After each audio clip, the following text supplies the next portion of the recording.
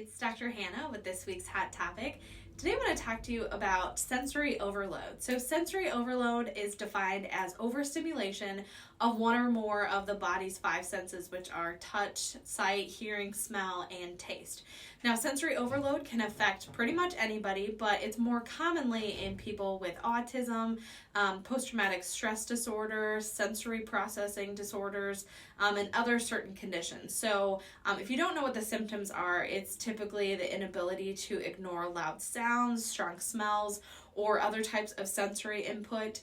There's a sense of discomfort, there's anxiety and fear along with it, there's extreme sensitivity to either clothing or certain textures, feeling overwhelmed or agitated, there's irritability, loss of focus or just loss of just daydreaming, restlessness, and stress. So those are some of the big symptoms.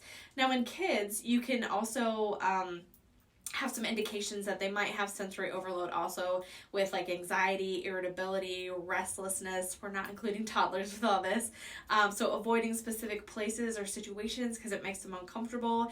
If they close their eyes a lot, if they cover their face, if they're crying inappropriately, putting their hands over their ears just constantly, almost like a cupping, inability to converse with others or connect with them, like they're playing with them, but they're playing next to them, running away from specific places or situations. So those are some concerns if you see those in kids.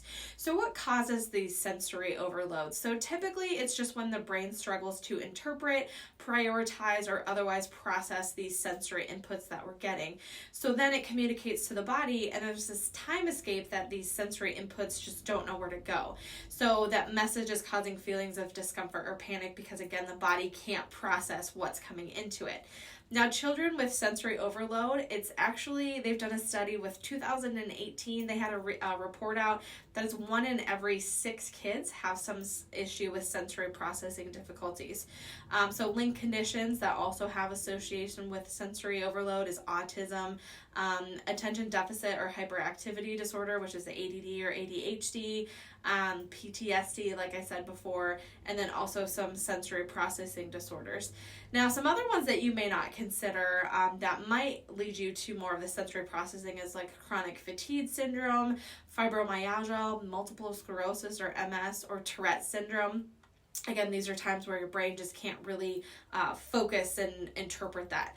Now, as far as treatment, there is no specific treatment for sensory overload, but typically the whole point is to get people with frequent episodes of sensory overload to be able to plan them and manage their reactions. So with it being, had it just been New Year's with fireworks or people banging pots and pans, if you have that particular situation where somebody has a sensory overload to sound like a kid, even dogs or an adult or anything, some of the good things to do is put you in a quiet room. If you have some earplugs, something that you can dampen so your body just doesn't go in this crazy overreaction. So that's really the big key with sensory overload. If you have it or if you know anybody who has it, is really just kind of managing those certain situations. Chiropractic definitely can help with sensory overload.